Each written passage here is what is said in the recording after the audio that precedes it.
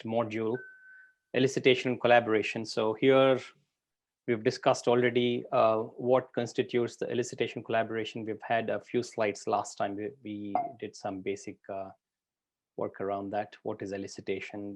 We understood that it's not actually something that is stated, but it's something that is actually drawn out or discovery. It's basically exploration of something that is explicitly, if not explicitly stated, that is implicit, that is which is not said, which is not even understood by the respective stakeholder.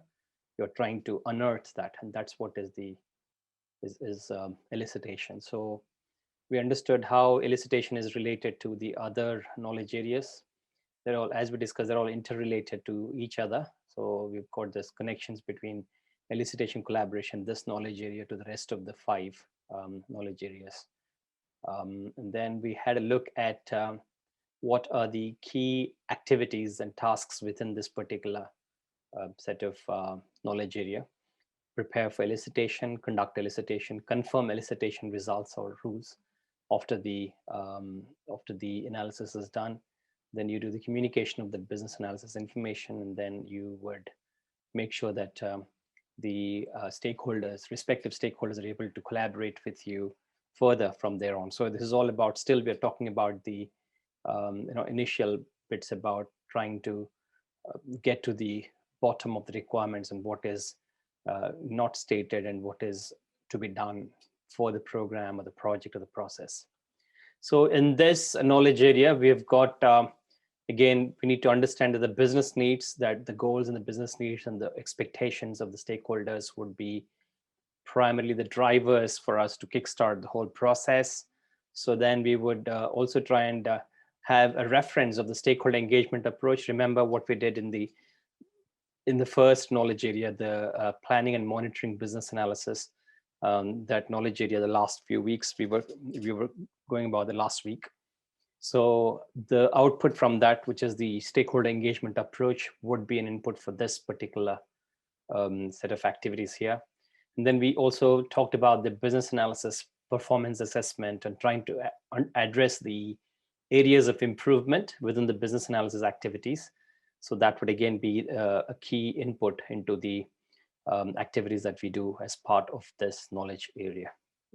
And the task that we just had a look at, the tasks that we perform in this knowledge area are preparing for the elicitation. So basically planning, preparation, trying to create a kind of ground for everyone to understand what we're trying to do with the elicitation exercise, actual carrying out of the elicitation activities, and then confirming the elicitation results after the analysis, obviously. And then we need to also feed it back to the stakeholders as to what came out of the elicitation, what came out of our analysis, what were the insights that we drew, what are the findings that we could arrive, that we could actually deduce and deduct from these stakeholder elicitations, and how they could be linked to the overall objectives of the project.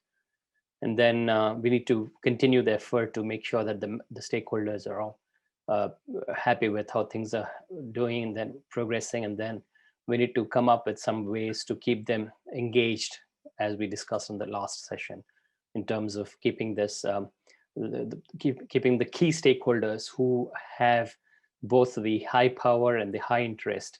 We need to keep them engaged to the project and the program. So that will go on.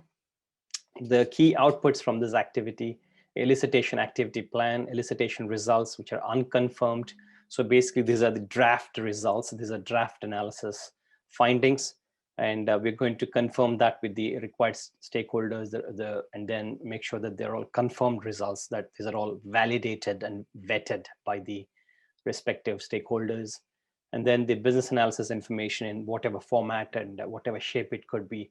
A report, it could be a PowerPoint presentation, a Word document, or it could be a set of diagrams.